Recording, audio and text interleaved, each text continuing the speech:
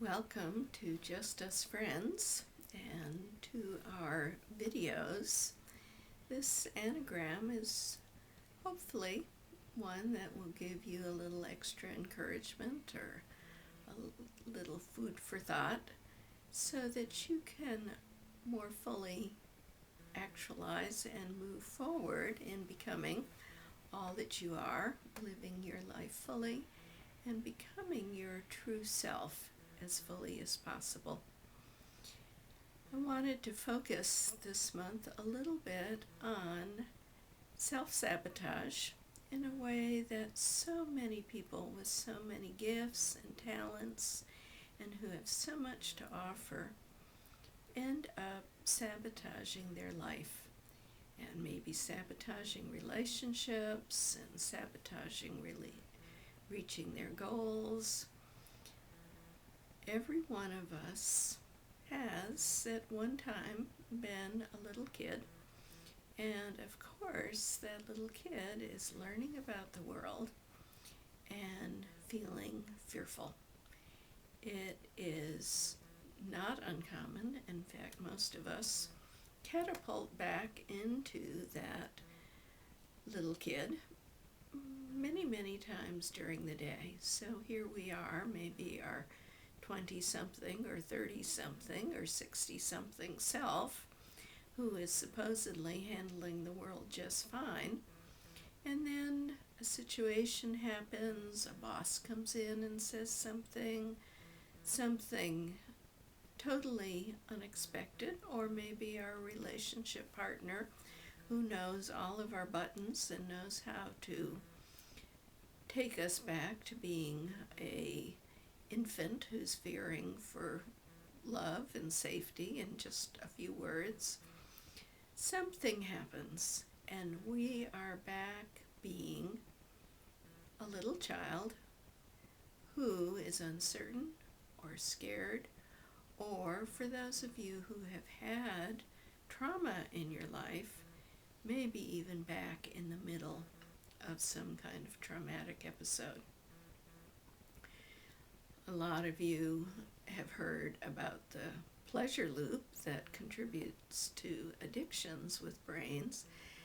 Let's talk a little bit about the fear loop, because all of us have a fear loop, a neurological fear loop in our brains too.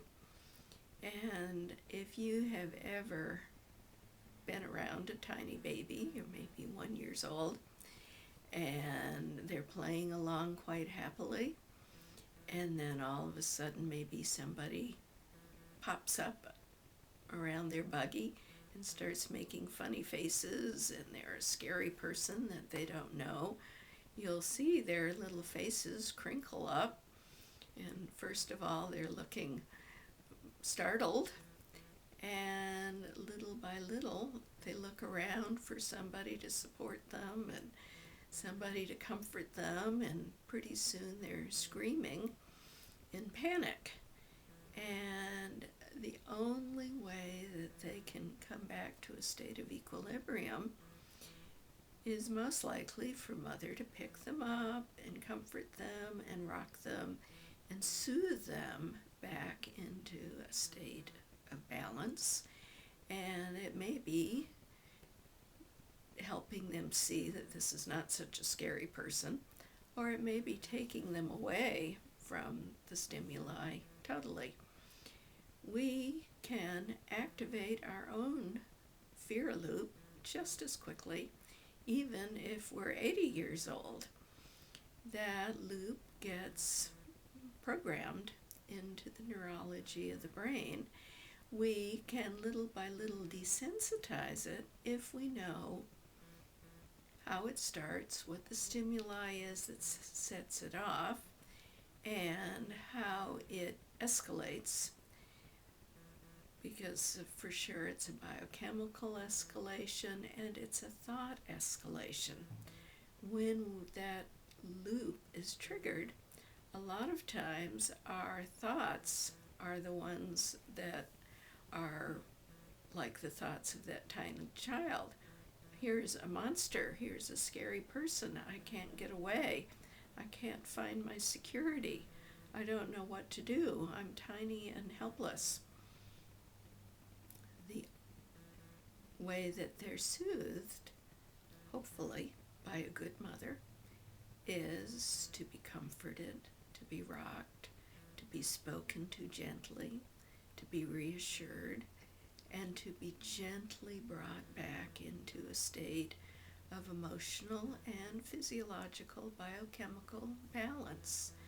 So we have to become that internalized voice of the loving, nurturing parent that can immediately begin to soothe us when a catalyst, a stimuli, has set off our fear loop.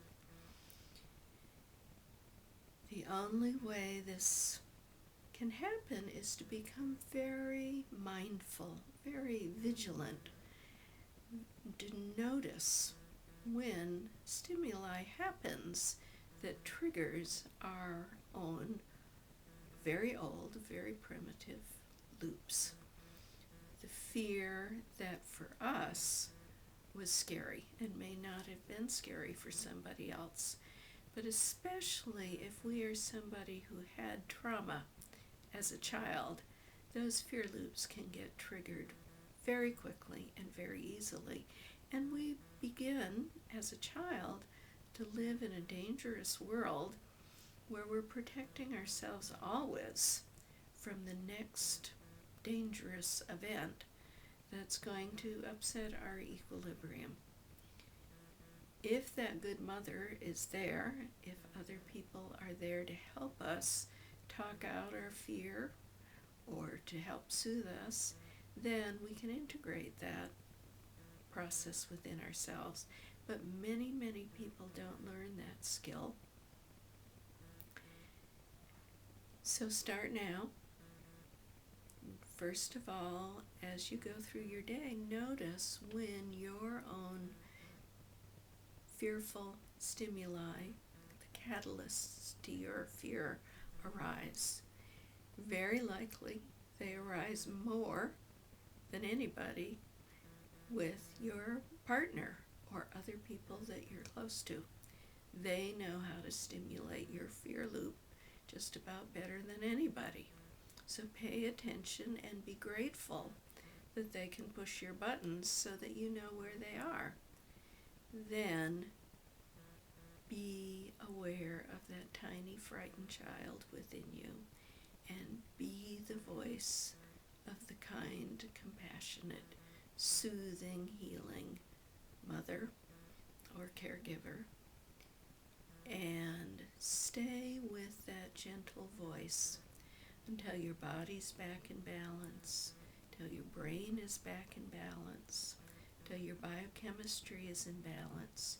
Don't do anything but soothe yourself until you once again feel like your grown-up self, and on you go into the world. If we act from those times of fear, if we act out in anger or a response that is full of that fear, or we act as though that other or the stimuli is a dangerous person or a dangerous situation, of course it's inappropriate in our present. So it will only trip us up and get us into trouble. So don't act, don't speak, wait until you get back in balance and you have clarity and you remember who you are as a strong, successful, powerful, happy grown-up. So good luck with that. Every human being everywhere deals with this.